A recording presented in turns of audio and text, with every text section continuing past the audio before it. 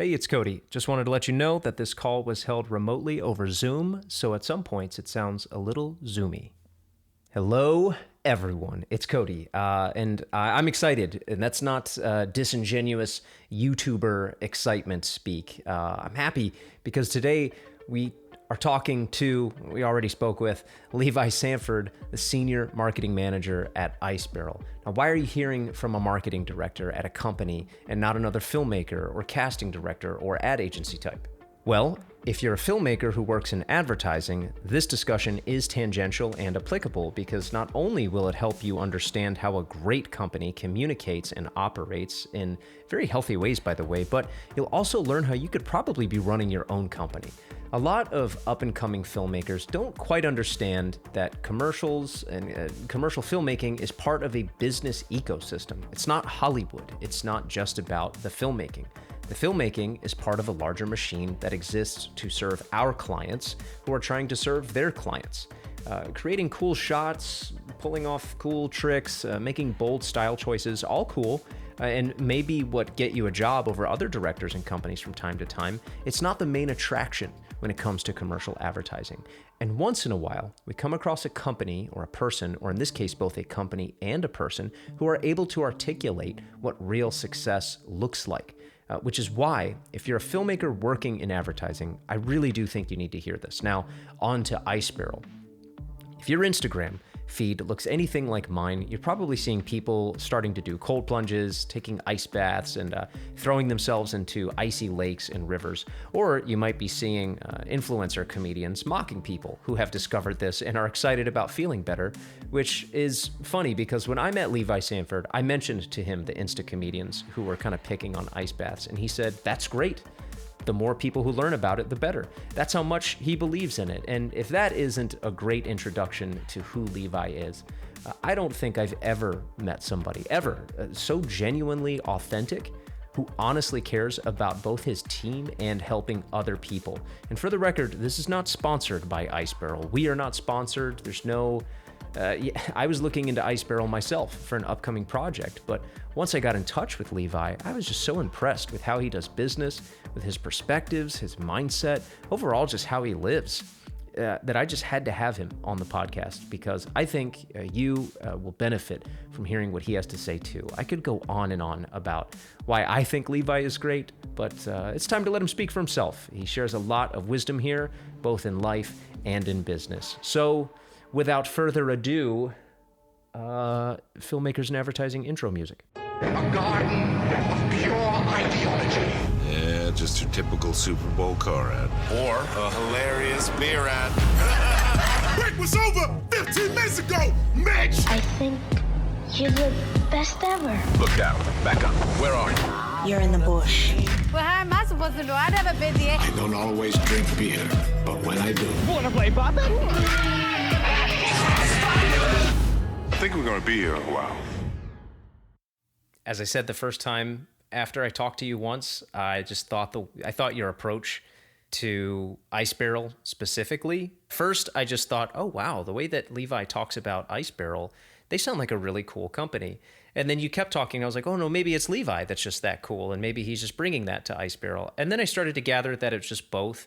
And in no specific order, even though we'll have some questions that we want to ask you, I would just love to dive into your philosophies and your creative approach because I was smitten after the first time we spoke, and I had called Justin. I was like, I just talked to the coolest guy, and his approach to marketing in this company. And then it was working. I was like, I think I've already told several other people about Ice Barrel. Like whatever he's doing is really good because he's in my head because I just think that they're out here trying to save the world and heal people and make people feel better. So I just think it's a fantastic approach to, I don't know if marketing is good enough of a word to call it what it is that you and or Ice Barrel are doing. But yeah, if you could just dive in and start telling me a little, and I'm sure you have to talk about your experience and how you got there a little bit too, which I have plenty of questions about. But yeah, can you kind of kick us off and tell me a little bit about like why someone like me thinks you guys are so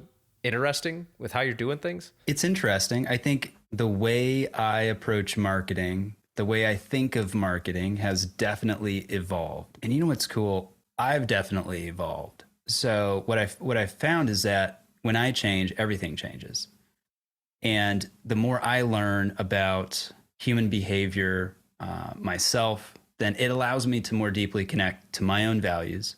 And I think that allows me to better connect to other people and to share those values from a place of alignment and congruency between my beliefs, the perspective I have about my own life, what I'm here to do, and the actions that then follow that.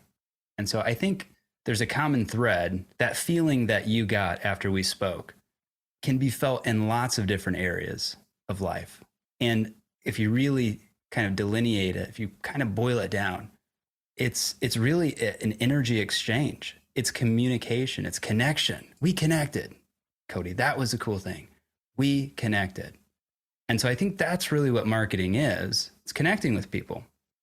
And when marketing's done right, it is a beautiful exchange of ideas, of information, of products and services. When it's done wrong, it's incredibly annoying. It's a nuisance. It's noise. So there's this interesting like dichotomy around advertising. And when I started, I hated ads. Still to this day, I'm annoyed by certain ads if they're not relevant, if they don't serve me, if they're not coming from a place of connection and alignment with brand values. And I think nowadays we live in such a transparent social media world that you really need that authenticity. You need that transparency. And it's my hope that we continue on this path in that regard of supporting the individuals, supporting the brands, supporting the ideas that are really serving people. So with that, I feel like marketing is an incredible honor and a responsibility. And I've always thought about it in terms of, as the marketer, as the advertiser specifically, I could be leading the sheep to the shepherd, or I could be leading the sheep to the wolf, right? So it's like, man, when I first started out, I was just getting any gig I could. I was promoting stuff that I thought was okay, only to find out there's some shady business stuff going on behind the scenes of the products that I was supporting. And so you kind of just go like, wait a minute, what am I really doing here? Sure, it's paying the bills, but what impact am I making? And I think us millennials came into a time and a place in the world where that became so important. The alignment of who I am at my core, what I stand for, that's got to be what I do in my job, or else I'm living a double life. So again, the more I've worked on myself, the more I've evolved, the more I've just been around marketing, you just get clear. And I think the first step is figuring that out. And once you become clear yourself, you can clearly articulate those values. And so that's kind of on a high level what I look at. And I also think it's so interesting advertising, because in most cases for the interruption style marketing platforms, so your Meta, your Facebook, Instagram, people aren't looking for what I'm approaching them with, what I'm presenting them with. They're not looking for it, but here it is. And so I think that's an interesting dynamic. And I go back to this thing called the law of reciprocity. And the law of reciprocity, in a nutshell, states that when you do something nice for somebody else, they feel like they want to do something nice in return. They want to connect to that. And according to a few studies, the returned action is oftentimes greater than the initial impetus. So a common example, walking down the street, look at a stranger, I smile, they smile back.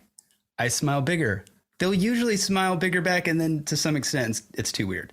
But just a small little thing. So I think I encourage people, be the spark. Go out, be that spark. Create what you want to see. Create things that serve people, that support people, that help people.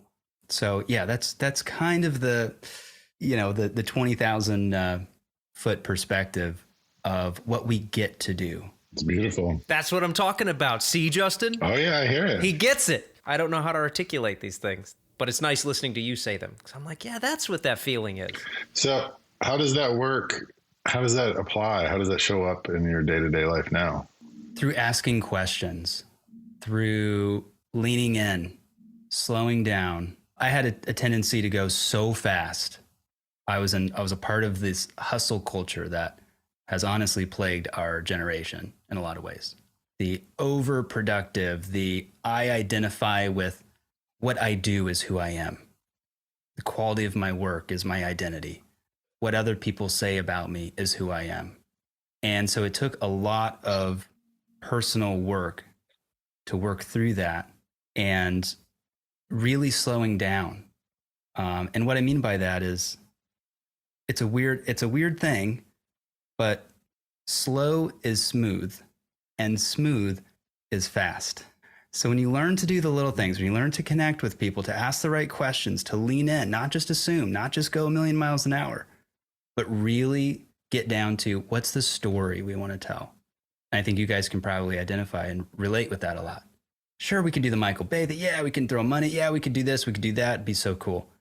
All right, but story, that's the most important thing. You could have a $10K budget, but you tell a great story. It makes people feel. It creates emotions. Emotions are energy in motion. That's what it is. Energy in motion. And when you can do that, when you can make people feel how you sing your song, which could look like advertising this thing, promoting that thing, talking about this brand, talking about this idea. How you sing that song is everything. It's less about the thing you're doing and more about the intent, the values, and the story behind it. If you can make people feel something, it causes people to take action. When I hear somebody sing from the soul, I get goosebumps. It makes me get up. It makes me move around. I want to dance. I want to do something. It makes me want to take action. I could hear somebody sing Amazing Grace, and you could hit all the right notes. It's like, wow, okay, that's really good. I respect the skill. I respect the thing. Then I hear someone sing it from the soul with passion and uniqueness. And it's like, oh, I connect to that. So I think on a human level, we've got to be able to connect to what breaks through the noise and causes somebody to feel something. So I don't know if that's a great answer to your question, but it shows up in all kinds of ways. In the meetings that we have, the way we structure meetings with our teams, I like to start in with a check-in. So I'll say, hey, where's your peace scale at? On a scale of 1 to 10, what's got you there? What's in the gap? To know where we're going to go, we've got to get current reality of where we're at. And sometimes I've said, hey, I know we wanted to have this meeting in this way. I know we wanted to accomplish this thing, but that's not where we're at right now. And that's okay. Let's allow the space. Let's slow down. Wow, that's good. So yeah. I know. I'm glad we're recording this so that I don't have to write that stuff down. I know the first time I talked to you, you had said a couple things that I want to ask about with how you run meetings. You said a few things with how you run meetings. Before we dive into that, I want to give context to what those meetings are. So we have to acknowledge where you are right now, which is Ice Barrel. Without taking a jab at any specific company, I joked with you about Super Bowl commercials. You will see a brand, anybody can think of one. I'm sure a few will come to mind, and they can make the most heart-wrenching tearjerker of a commercial. And then at the end, it's blah, product that kind of destroys you. Brought to you by poison in some way, shape, or form. But what Ice Barrel is, because Justin was asking me questions about you, I was like, well, I wonder if it's easier for them because what they're doing is actually helping people. So I wonder if that makes it easier for them a little bit. So if you could, can you tell us a little bit about Ice Barrel? Sure. Yeah, I appreciate that. So Ice Barrel is a cold therapy company. We create tools that help people get colder and feel better. You'll see all across social media nowadays, you've got cold plunges, and this whole thing about cold therapy is surfacing. And you see Joe Rogan now just had a great podcast with Andrew Huberman, who's a big researcher in that area. And more research and studies are coming out showing it's so beneficial to not only the body, but the mind, the athletic recovery, the immune system.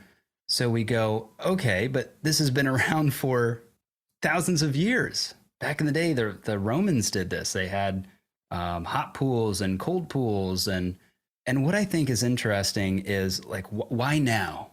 Why now? Why all of a sudden the interest in cold therapy? And you know what? I've got some theories. I've got some ideas. And they're just ideas. But when you look at what's happened the past few years, and the disconnection from others and within ourselves. Everybody experienced COVID-19 and in some form of way that disrupted the way of being prior to that. And I think that it was a real opportunity for us to figure out what's important. Like, yeah, I like working from home. I like being in my environment. Maybe those old ways of being aren't serving us anymore. That's helpful. But also I felt such a disconnection from what's been ingrained in our species for thousands of years.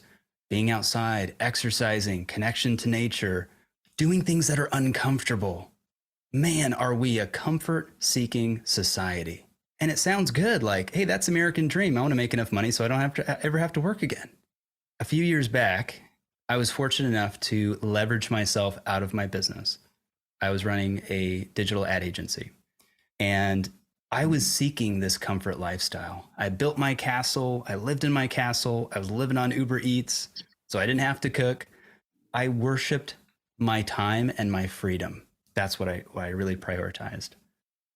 And in seeking that comfort and in not having to work and making a great living doing that, that would be a dream of many people. For me, it was like, oh, I made it. This is it.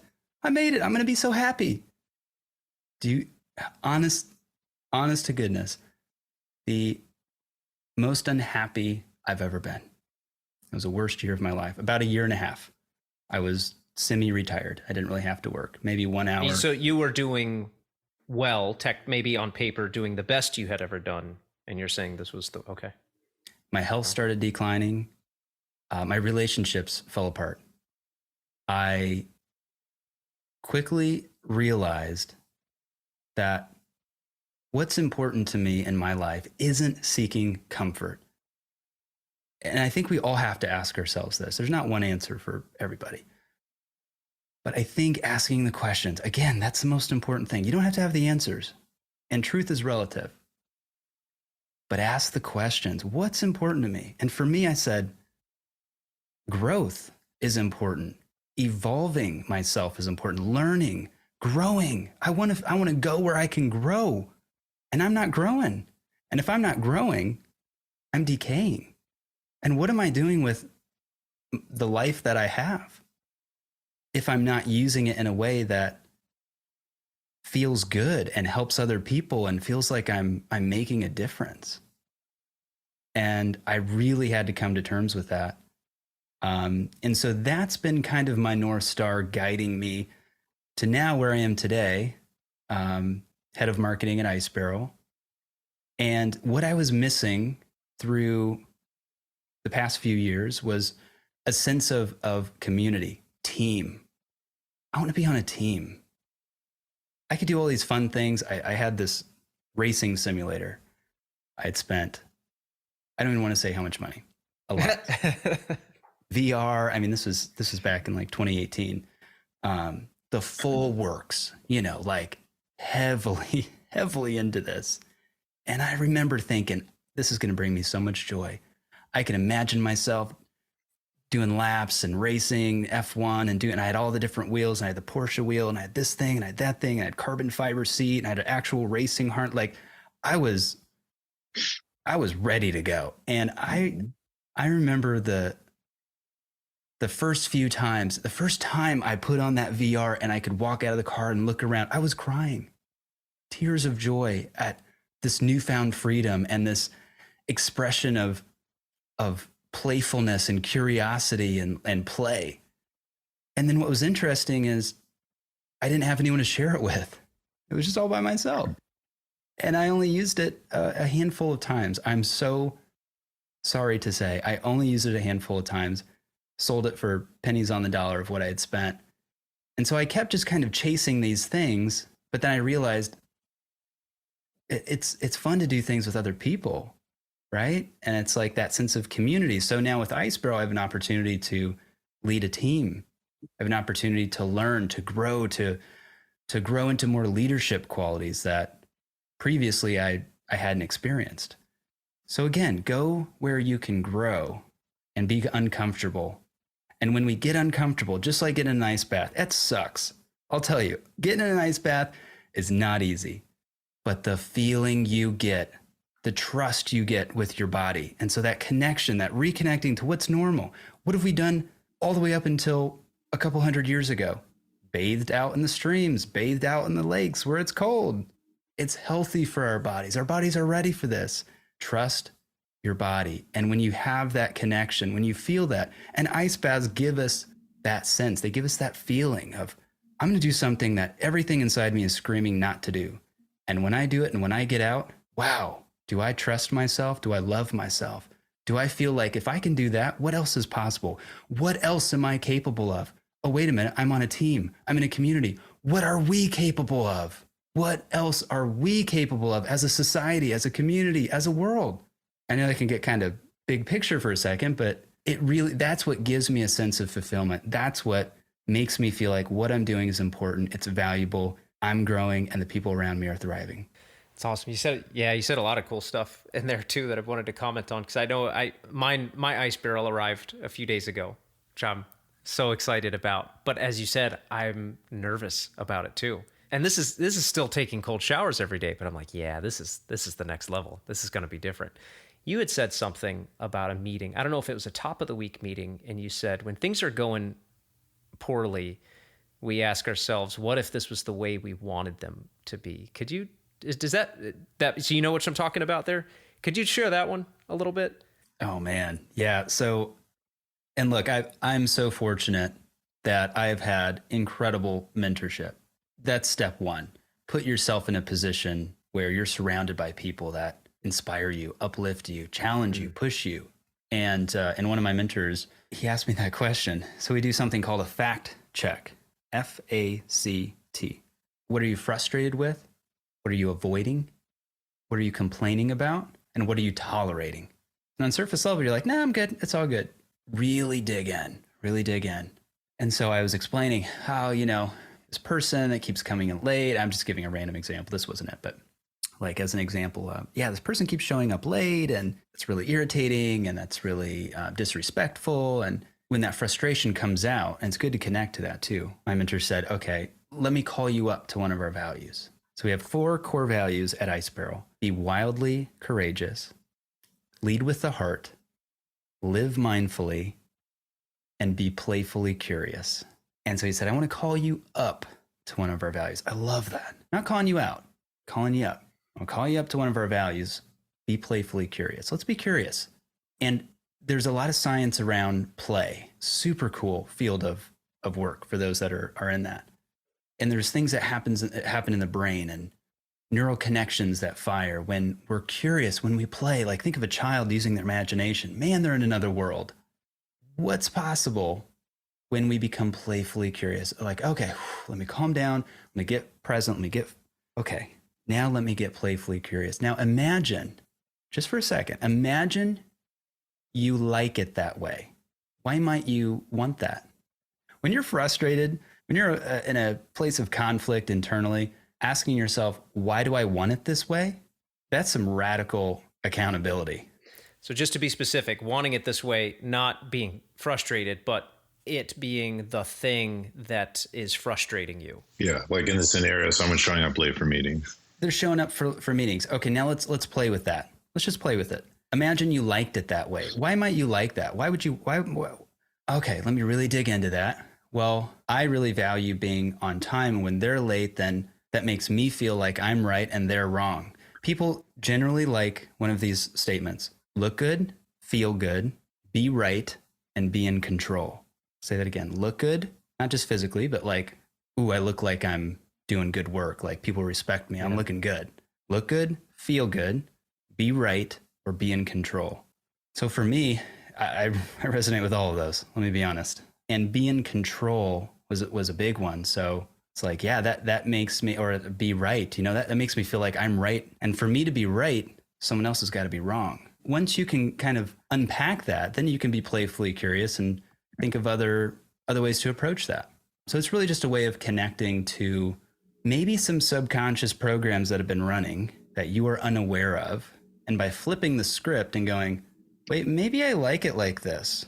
There was a time in my life where I was drinking too much.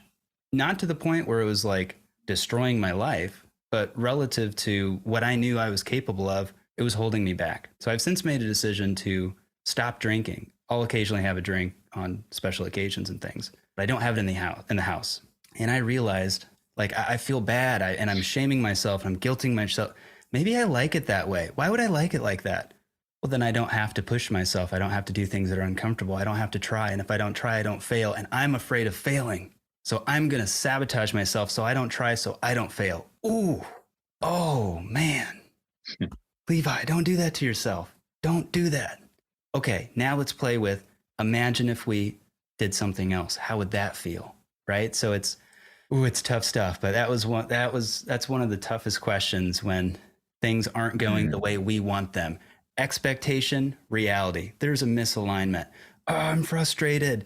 I want life to be like this, and it's like this. Well, imagine you like it like that way. What would that look like? That's interesting. Yeah, I'm glad you gave the example.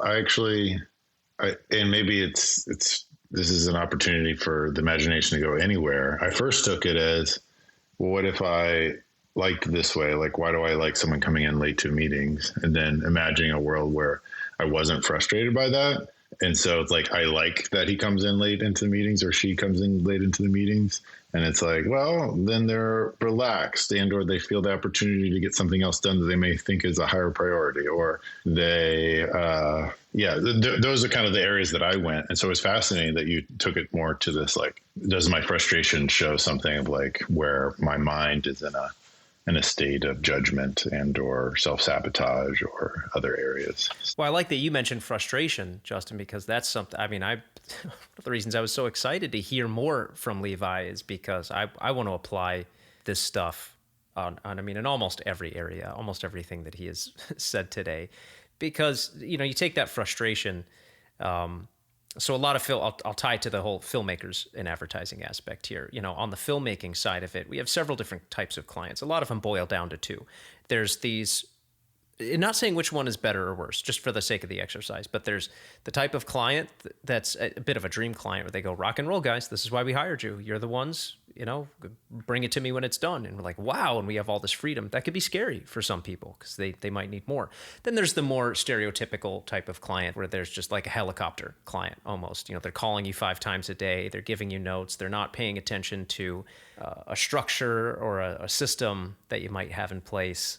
We could just say they're being disruptive in some way, shape, or form. They're being disruptive and kind of making your life a living hell, while you're trying to do something for them. We've had clients before where I probably would have loved to step outside and sit in an ice bath for 5 minutes just to literally cool off, to get a break. But to apply the question, what if I liked it this way?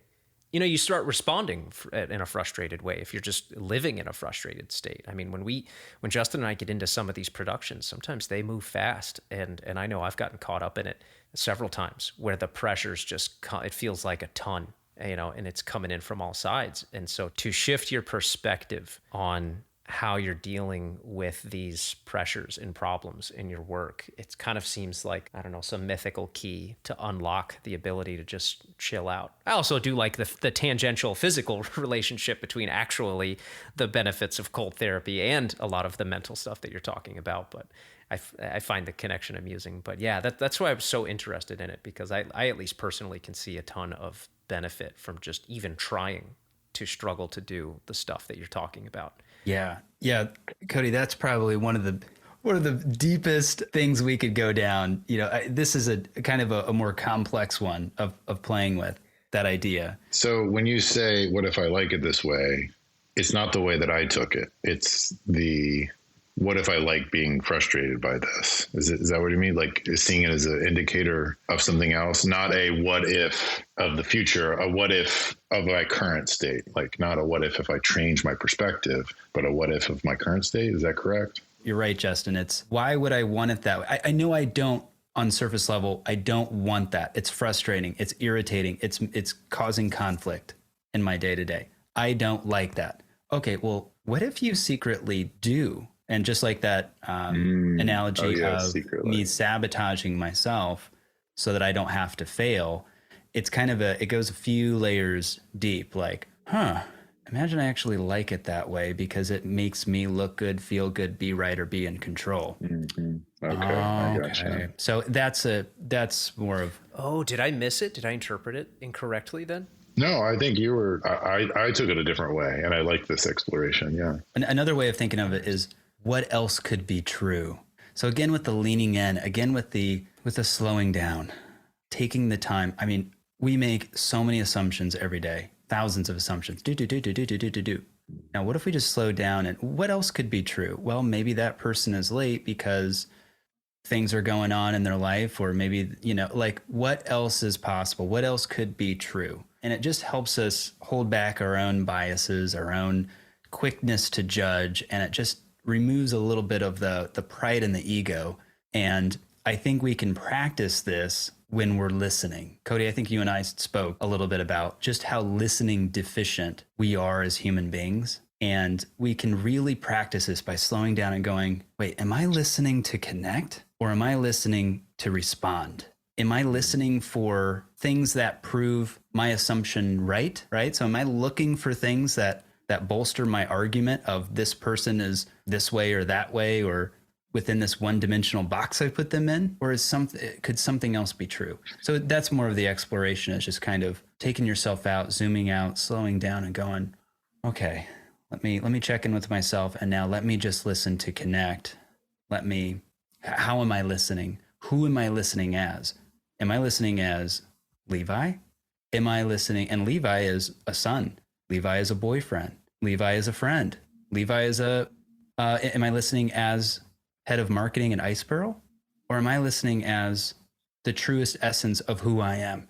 And that's when we really connect. And Cody, you and I both did that. And that's why we felt such a profound impact from that little engagement we had. Now imagine if we treated everybody like that. Imagine if everybody just listened to connect.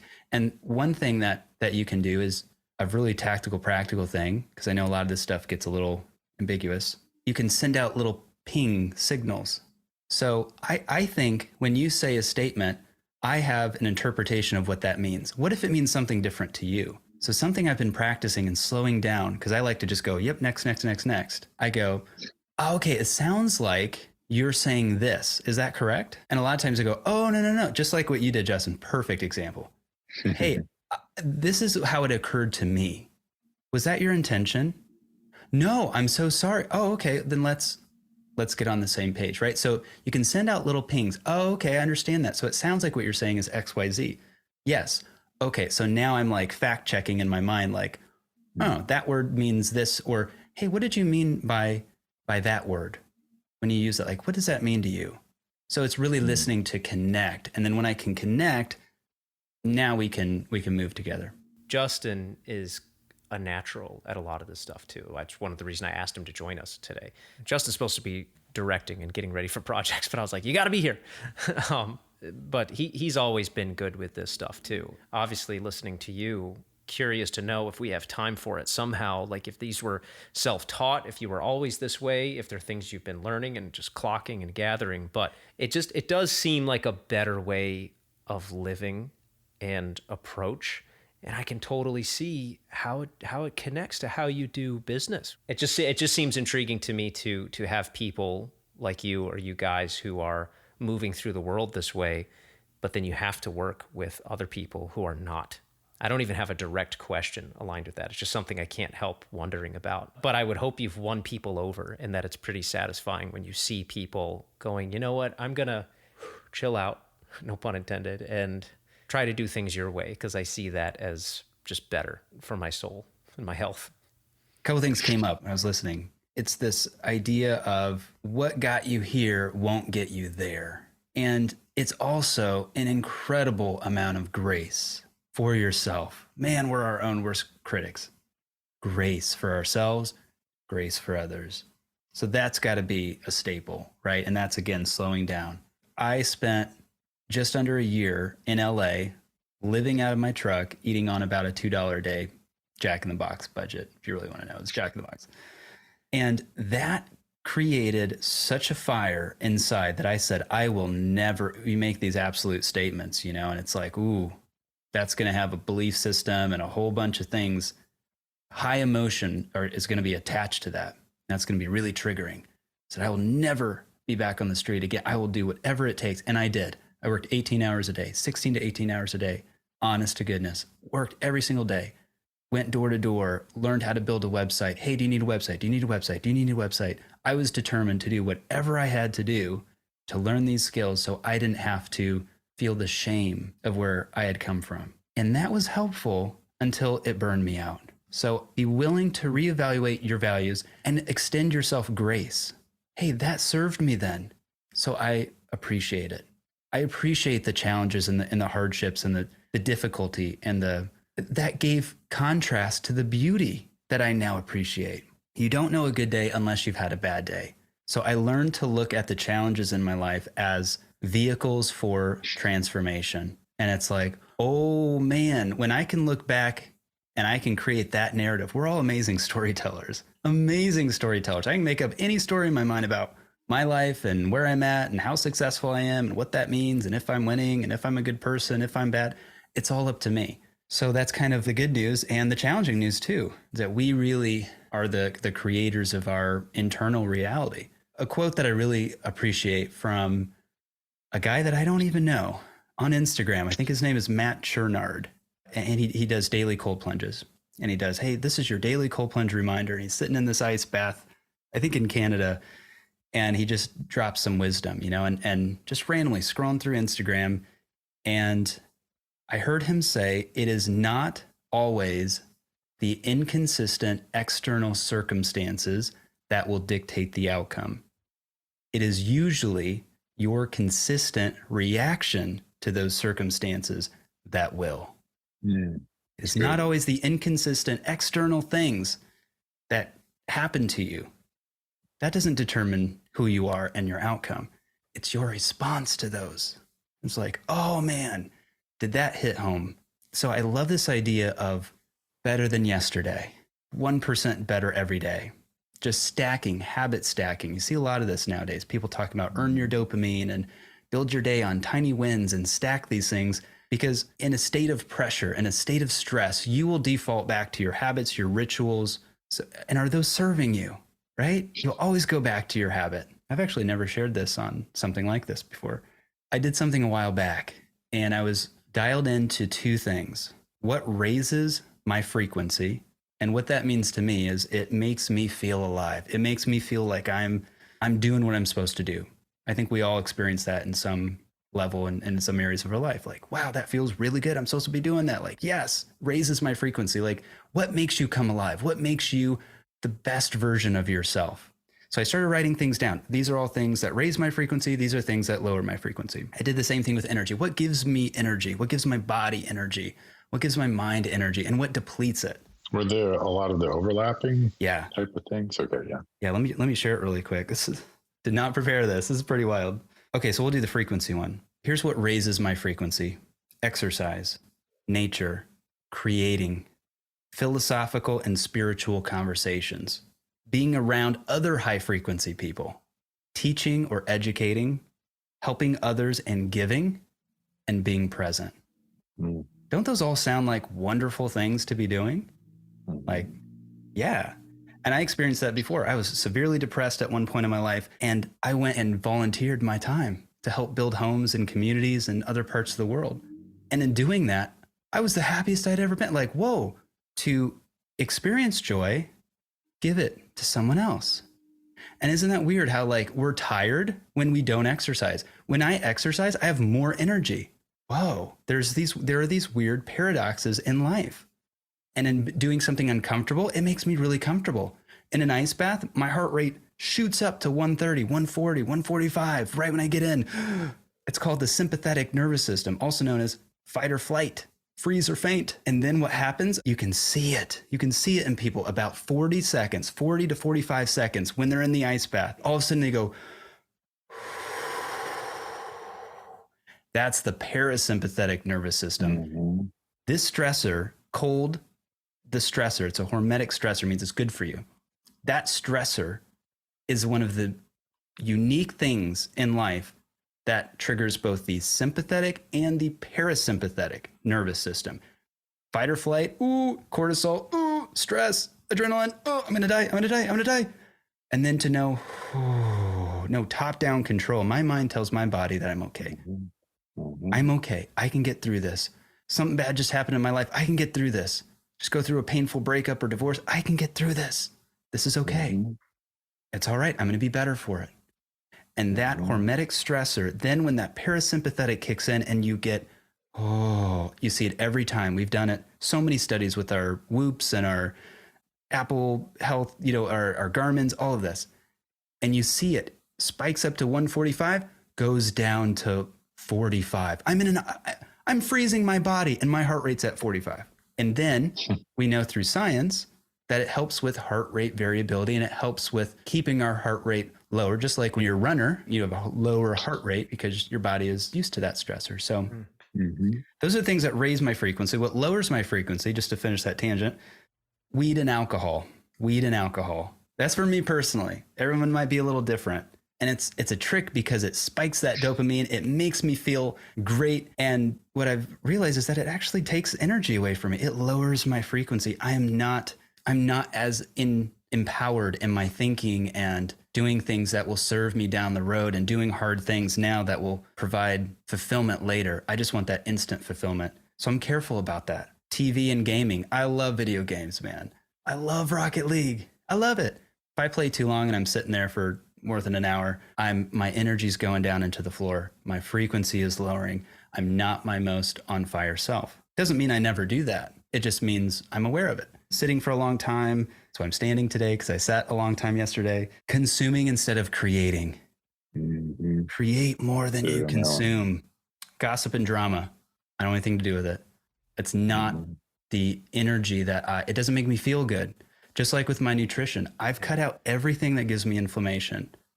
And I think it's different for every person. I really do. I'm not going to tell you, eat the way I do. I'm going to tell you, be mindful, live mindfully, one of our core values. Be aware of what you're putting in your body. If food is fuel, wouldn't you want to fuel yourself with the best stuff? Why are you putting diesel in a non-diesel tank? Come on. Scarcity and fear, that's a big one. Fun movie quote from a movie I've never seen, Bridge of Spies. My dad told me this. This is why I'm using it. I was getting on this kind of topic of like, yeah, fear is false evidence appearing real. And, it's just, it doesn't ever serve us, doesn't help us. It's made up, blah, blah, blah, blah. And he goes, yeah, like in Bridge of Spies, the guy who's captured, he's on the way with Tom Hanks and, he's in the car and he's about to be executed. And Tom Hanks goes like, aren't you scared or aren't you worried? Like he was just sitting there very content, very happy in the back of this car on his way to be executed. He said, aren't you worried? Aren't you freaking out? Are you afraid of what's about to happen? Are you scared? And he looked at him apparently and he said, would it make a difference if I was? And I don't know if what we think and how we feel, I don't know. I can't conclusively tell you if that has any impact on what manifests in our life. I don't know if me thinking positive creates more positive, like tangible things that I experience, but it can't hurt me. And if it does on any level, wouldn't I want to expect something great? Wouldn't I want to feel good? Because you don't know what's going to happen. You can't always control the outcome. But why have a negative anticipation of a future probability? That's all it is. We don't know if maybe it's going to go well. Maybe it's not going to go well. But us assuming negatively is only going to hurt us in the process. And it's going to rob the moments that we have. There was a study, and I'll end this whole thought with this one thing. There was a study done where a person went and interviewed people on their deathbed. And they said, what's your biggest regret? That was the question. Looking back at your life, you're 90-something years old. What is your biggest regret? And he said, time and time and time again. Do you know what the number one thing that came back was? I wish I didn't worry about so many things. I wish I didn't live in so much fear and anxiety because 99% of the things that I feared never happened. And the horrible things that did happen, I couldn't have prepared for it. And I would have dealt with it the same way either way. It's like, hey, that bridge is coming up. We're going to cross it. But me getting freaked out about it right now, it's just going to rob me of the joy of living. There's a few group of us that about 5 years ago or so, we were getting into cold showers. And it was funny talking about it too. Some of the things that you said, just to kind of echo it. Especially if we started the day, first thing is taking the cold shower, the thing that the body is screaming, saying, don't do it. but to have power over that and actually do it and then feel great afterwards. It did become this thing where it was like this guide where anything else in the day, you go, I took a cold shower. I could do that. I could take a cold shower. So you like rate really how hard something is to do based upon like how it was to take the cold shower, which the ice bath would be just a whole nother level to that. And it was very funny. And then every once in a while I'd be like, I'd rather take a cold shower than do that. Yo, that's awesome. One of my favorite quotes is, "The cave you fear holds the treasure you seek." That's great. That's awesome. I've been thinking, like, can I get that tattooed somewhere? Like, what would that even look like? Like, it's that cool to me. I love that. Isn't that so true, though? Like, man, the thing we fear most, when we get on the other side of that, a difficult conversation with a person or a conflict or something that's looming over us, like, man, you just enter the cave, take the turn. Like if we're racing, take the turn. And in life, sometimes we don't know where it's going to go. All we got to do is take the turn. Just focus on the turn that's coming up. You've got a staircase. You want to be at the top. Me too. How do you walk up a set of stairs? So as you go about, I see how this like personally makes a huge difference in your life and other people's lives around you as a team, how you lead with a team and a dynamic. How does this apply to how you go about practically putting into action as far as like marketing for Ice Barrel? Yeah. So we think a lot in terms of story, and we're so blessed that our COO is an incredible storyteller. And that has shown up in the content we produce, the content we create on Instagram and through other platforms, the way we talk about it, the way we show other people's stories. And really, it's the values that we embody that allow us to show up that way. And the way that we practice these values through our meetings, through these different exercises, it just has applications through everything. So we work better as a team. We're more inspired. We have fun. I love referring to myself as the CFO. And they're like, you're not good with, wait a minute, that doesn't fit you. I'm like, oh, no, I'm the chief fun officer. You know, I'm trying to see how many people we can fit in an ice barrel. Like, let's have some fun with it. So in our marketing, we're just very connected to helping more people have access to cold therapy. So we champion cold. Yeah, we've got great products that can help that happen, but I'm not here to sell those products. I'm here to sell cold therapy, right? And in the beginning, I would have to do a lot of what I call it's a double sell in marketing and advertising. Double sell. Number one, I've got to sell you on the modality. Why cold therapy? That's a big sell. Now I've got to sell you on my product that helps you with that. That's very difficult in marketing, right? So thankfully, we've done I think a great job of showing why and showing the benefits and showing how it can impact someone's life. But something I'm always thinking about is how do we make it more accessible? How do we be more approachable? It's not just CrossFit athletes that are doing this. How do I make this message, and how do I bring this whole way of being to the single mom who's working from home, who's stressed out, who needs to de-stress and have some personal quiet time and reconnect, get that energy boost? It gives you so much energy for 4 to 6 hours after you get out. Dopamine, norepinephrine, adrenaline. You are like on a high after you get out of a 2-minute ice bath. Can I do that for 2 minutes to feel great the rest of the day? It's like having 5 coffees with no crash. It's amazing. So how do we do that? And it's not an easy task. When you try to appeal to everyone, we know this in marketing, you try to market to everyone, you appeal to no one. So it's a fine balance of showing what's possible and helping people realize that they're capable of more. And what would it look like? Imagine what you would be capable of. You know, imagine what else is possible for your life. Imagine feeling good. Imagine not having anxiety and depression. Clinical stuff, like it's out there. The stuff really helps. It really works, and it's natural. Imagine, like, I have arthritis. Man, I don't experience it when I'm regularly ice bathing. It's just helping people strengthen their minds and calling them up to something bigger. And again, how that shows up is so many different ways, but really this message of we're here for you. You're not alone. You're a part of a community.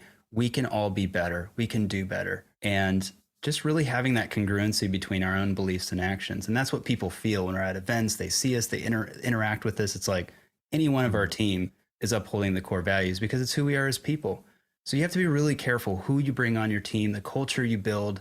And we're all just humans, so we all make mistakes. Nobody's perfect, but it's about embracing that and just sharing truth. And I think truth resonates. And when people see our brand, they go, man, you guys are like really authentic. You've built like a movement. And really, we're just here championing people being well-adjusted humans. And this is a modality that can drastically help. Sauna, unbelievable modality as well. Sauna and ice. These are powerful, powerful tools that are available to us. What I like about the cold is that you don't have to go to the YMCA. You don't have to have a sauna in your backyard. There's all kinds of ways you can get cold, and it's relatively inexpensive or even free. Fill up your bathtub full of ice water. And by doing these things that are so like, why would I do that? You're just building a stronger relationship with yourself. And you're like, if I can do that, just like you said, Justin, if I can do this, everything else is easy. That's just about those little things. And then that transfers to now if I'm doing this hard thing, so this is my own personal story. I'm like, dude, if I'm doing this ice barrel and I'm going to sauna and I'm in the sauna at 212 degrees Fahrenheit, I would do anything to get cold. I open the door. Oh, now I'm cold. I don't want to do it. Okay, fine. I get so cold. Now I'm cold in the ice barrel. I'm like, I would do anything to get warm. I go back in the sauna. I'm within 5 seconds. I'm like, why did I do that? This is so uncomfortable. When we're able to do that, it's just stacking these things. And then I kind of go, well, wait a minute. If I'm willing to do that, and this sucks as much as it sucks, then why am I eating unhealthy? Like, why would that's an easier one. And why am I not working out? That's much easier than freezing my body and sweating out my pores and freezing my body again. So I think when you do the hard things, it's easier to start stacking other things that help support the bigger vision and mission that you have of your life, of what is possible and what you're capable of and who you could become. We're all in a state of becoming. We're all in a constant state of becoming. No one's arrived. No one is there. So giving yourself that grace and then also just realizing like, wow, that's pretty cool. And that tends to happen for a lot of people I see. You start doing this hard thing and now you're eating better. You're working out. When you're working out, you want to eat more healthy and you're more mindful and you're more connected to your body. You trust your mind. And now you can extend that into every area of your life. So that's what I hope we are marketing. That's what I hope we are inspiring people with, and that inspirational, emotional connectedness. I think that's when marketing becomes so powerful, and you create something bigger than a product, bigger than a brand. You create a movement, you create a modality that serves people, and you go, man, if I don't do anything else the rest of my life, this has been pretty cool, you know? Oh yeah. So you mentioned, do you use it like multiple times a week yourself, Levi? Or? Yeah. So there are kind of two ways I look at it. There's the let me jumpstart my day. So in the morning, first thing in the morning, boom, like, whoa, I'm awake. I feel great. How many years I went rolling out of bed, squeezing every ounce of sleep I could get and going right to the Nespresso machine. Oh, do I love an espresso? I was curious to know if you're still drinking coffee after your ice bath. So now you're feeling really great in the mornings. Not as much as I did before, and I don't feel like I need it. That's the difference. I enjoy it. I don't need it, and I like feeling like I don't need things to help me just be like back to normal state. So I like doing it the first thing in the morning, or when I'm in the gym, I will go to the gym in the morning. So I kind of get that, all right, I'm going, and then I'll take a cold shower after that. And that gives me the same kind of thing. So I'm getting back into a gym phase. Admittedly, I've slacked off and just kind of like atrophied myself by sitting in my chair working too much. So I'm balancing myself. Again, grace, we're always in a state of becoming. No one's fully made it. Let's just be real. So I'm looking forward tomorrow to getting back into the gym. And when I'm in that routine, I'll take my ice bath around 3 p.m. So right about now, I'm starting to feel kind of tired, been up since 6. Oh man, getting in there for 2 minutes changes your entire mindset. I also like it as an emotional reset or a mental reset. And when I'm battling with something, I can tend to get in my mind and have anxiety about it. And I won't sleep. And I'm like, I know I have this thing coming up. And it's just like, man, if I could just get out of my own head. Fortunately, I am able to meditate. And the reason I say it that way is I have my best friend who, for whatever reason, has convinced himself that he cannot meditate. Just impossible to quiet the mind, to do that. So he's really struggled with it. And I recommended ice baths. And he said, that is meditation. Whether or not you want it, You are going to be forced to be so present. Okay. Now I'm thinking like, am I worried about these other things when a lion's chasing me? No. Same kind of feeling. I mean, I don't mean to make that comparison. It's a little different, but one's deliberate, one's very scary, but it's a great tool to just help reset. And so something that I encourage people to do, and I've taken hundreds of people through ice baths at the CrossFit Games and all these different events that we go, and we offer free ice baths for anybody who's walking around, and we'll coach them through it. This is what makes us a little different. I support all cold therapy companies.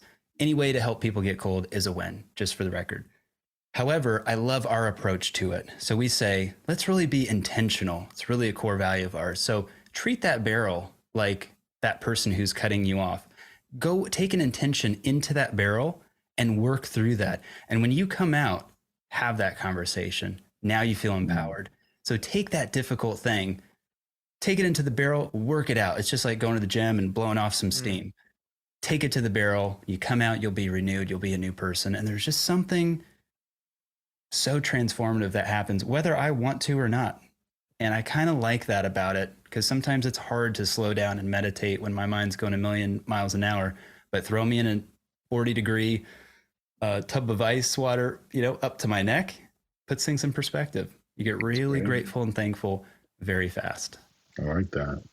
And it is also, you mentioned trying to keep inflammation down. Does it just in a practical way help with that? Oh man, unbelievably. Yeah. For athletic recovery, for the muscle tissues, it creates mitochondria within the muscle cells. It's amazing within your tissue. So mitochondrial biogenesis, creating more mitochondria, that gives you energy, that helps your oxygen efficiency. It converts white fat, which is our storage fat, into brown fat. Brown fat, the reason it's brown is because it's full of mitochondria. Mitochondria burns white fat for fuel, and it burns sugar from the blood. I believe sugar and the white fat is what it uses to burn and to keep you warm. So when you go into an ice bath, amazing things are happening inside your body. And one of the great benefits is the inflammation reduction. So it helps people train. If I can train twice as much as you can train for this event or this race or whatever it is, I'm going to be the more well-adjusted athlete. I'm going to get ahead faster. So we see it huge in any kind of sport application where you're fatiguing your muscles. You want to recover quickly. And so that inflammation goes not just localized, like, hey, I hurt my elbow, let me just ice it. That's great. Inflammation is also systemic. So what research is showing is that this is incredibly helpful for preventing systemic inflammatory diseases. Now, what are those? Dementia, Alzheimer's, arthritis. So many lifestyle diseases can be prevented by just getting a little uncomfortable. And man, having a grandfather that's struggling with that, like I wish I knew about this sooner, that it could potentially help a lot of people and people I really love and care about. So I look at that and I just go, I'm worth taking care of myself, man. I'm worth helping the people around me. And if this is something that can really help them, then it's powerful and it's worth doing. Again, like I said earlier, there's so many things I want to ask you, but I have to be realistic about our time. Is there anything that you're excited about right now that's around the corner for maybe what you're doing with Ice Barrel? Are you guys going to the CrossFit Games again this year? We're going back to the CrossFit Games, Madison, Wisconsin. It'll be so much fun. I'm just excited that this is getting out to the masses. And so I'm just all about getting that out there to more people and just helping people realize that humans need 3 things to feel content. What are they? Number 1, to be competent at what they do. Number 2, to be authentic in their lives. And number 3, to be connected to others. So I'm excited that this is a tool that can bring people together. Sauna is an amazing tool that can bring people together. And I think anytime we can do something that allows us to open up our subconscious, anything is possible. What's possible when you really embrace this modality, when you do hard things? We've seen people come out crying, bawling. They've worked through trauma. They're unable to get into ice because they almost drowned when they fell in a lake when they were a kid. Like, I could tell you so many stories of how empowered people have felt. So the words that we like to use, empowered and connected. And I think that's what I'm most excited about, is to get more of a community around this modality. So that will look like us releasing a cold therapy app in the future. It will look like us creating more accessible ways for people to get cold. So it's not a big barrel you have to dunk in for people that's a little intimidating, or like my grandma who doesn't have upper arm strength to get herself in and out of the barrel. She doesn't need all of that. So finding just better solutions to help people get cold at home within their routine and just bring more connectedness and community to the world, really. I think we need it. They can just start by filling up a cold tub of water and then going to the convenience store and getting a bag of ice and dumping it in and then getting in for a couple of minutes. Yeah, man, what I'd recommend, Rubbermaid has I think a 100 gallon and a 150 gallon, not exactly a horse trough. It's a little bit more built up. I love that receptacle. It's about $100, $150. Go get you one of those. I'll be honest with you guys. I didn't say this entire time. I'll say it right now. I really don't like cold showers. And I think it's because there's an easy button. I'll go to the gym and I'm all hot and sweaty and I'll flip it to cold, but then I just go right back to hot. So I'll admit that's a real struggle for me. Yeah. The other side of your body is warm to the air and this side's, there. So it's not like that full submersion but why a Rubbermaid over just the bathtub? Full submersion up to your neck. So getting your shoulders under. And you could probably do that with your bathtub as well. It's nice to have something that's dedicated to that, so you're not constantly, having to mess with the tub. And the tubs that I've got, my legs are sticking out. It's uncomfortable. I got you. If you can. But look, if you start somewhere. Yeah. Well, Levi, man, is there anything, I know we've pretty much just been asking you about how you think, for an hour or more. Is there anything that you'd want to say before we wrap up here, or any other thoughts? You don't have to have one, but if you do, we're happy to hear it. I feel grateful to be here. I feel grateful for us to have connected. I feel so grateful that you've allowed this space. You've held this space for me to share some thoughts and ideas. And what I would love more than anything is for anyone listening to this to just implement one thing, just one thing out of there. If that helps in some way, it'd mean the world. Focus on who you want to be and how you want to be. And we know where focus goes, energy flows. We're capable of so much more. We just need to change our perspective. That's great, man. If anybody wants to find you, if you want to be found, where can they go? Absolutely. Apart from Champaign-Urbana, Illinois, Levi at icebarrel.com. Well, Levi, thank you so much, man. I personally, I'm really grateful about it. And I really appreciate a lot of that stuff you said about the you that got you to where you are, but also embracing the change. So really appreciate you, man. And we hope to continue these discussions with you. Hey, everyone. We hope you got something out of this discussion with Levi Sanford of Ice Barrel. You can find links to Ice Barrel in Levi's websites and social media profiles in the show notes. From Cry, a creative production and post house based in New York City, I'm Cody, and this is Filmmakers in Advertising.